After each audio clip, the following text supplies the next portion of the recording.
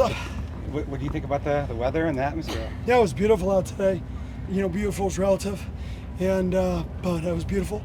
And I like the energy of our guys. I thought we had a good, intent today. Lots clean up, but good intent. Practice ended at 10:55 a.m. Are you keeping it to a tight kind of 2 or less hours? Yeah, today was 96.5.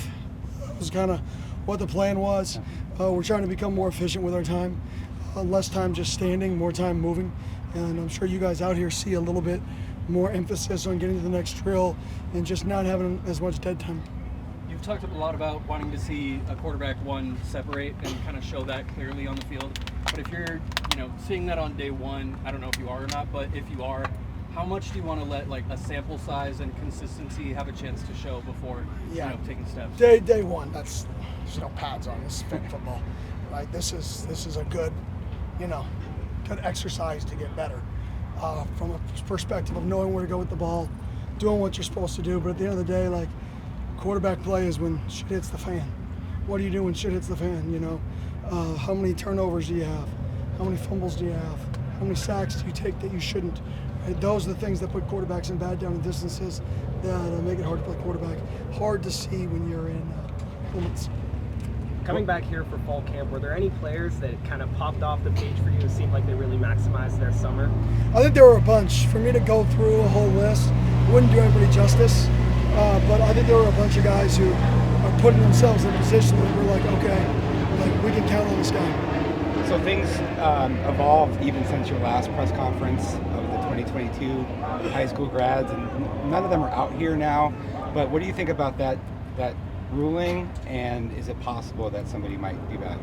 Yeah, for us, we got our team. We only got 105 guys who can put on scholarship. We're at our number.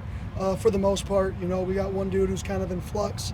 We'll see what happens there, but he'll be here if things work out. He's coming here, so we're pretty much at our number from that perspective, and we have our team, and let's go play football. Are you keeping that identity secret? Just for respect of the kid, he's working to get here.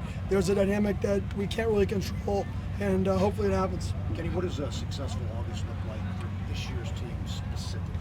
I would say just for us, leaving with that identity of what we want to be, and leaving a team that plays clean football.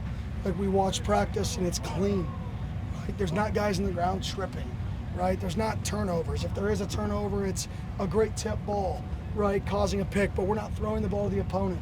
Defense is trying to knock the ball out. It shows up. So I would say leaving with the identity that we want, which is being a smart football team and being a team that's tough, physically tough, right? And if we can leave camp feeling that, I'll feel it's a success. Kenny, you mentioned wanting to be more efficient this time around with practice. Is there any other things you've taken from the previous fall camp that you're trying to do differently this time around?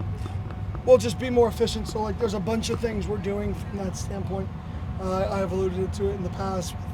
Every period's not the same now. Maybe how we're moving the ball in certain periods or allowing our guys to chase the ball and not have to run back. So there's a 5 to 6 things that we've changed just to try to create efficiency and throughout the practice to help our guys. How is it to see some of those guys who were injured in the spring, Derek Eusebio back out there helping and working with you? Yeah, awesome. It's awesome to see all the guys. For the most part, we're in a good spot from that perspective. Now we got to stay healthy while working and getting better. We got to work and get better. That's the primary focus: is work, compete, get better, become the best football team we can be. When these court and NCAA back and forths kind of happen right as camp is starting, does that kind of throw a wrench into your guys' plans or processes at all? Yep. Yes, no, yes. How impactful is something like that when it's this close to camp? You just don't know. You already have your roster filled. You have most of your roster filled. Guys are going to come back. Do they count versus the cap? Do they don't? Oh, they do count versus the cap. Are you going to cut somebody? Well, that kid can't transfer either. So, for us, like I said, we got our team. We know who we got, and we're rolling. So I guess not anymore. We're in camp. We got our squad. Let's go dance. You guys good? You got Coach Orr here? Awesome. Thank you. Thank you.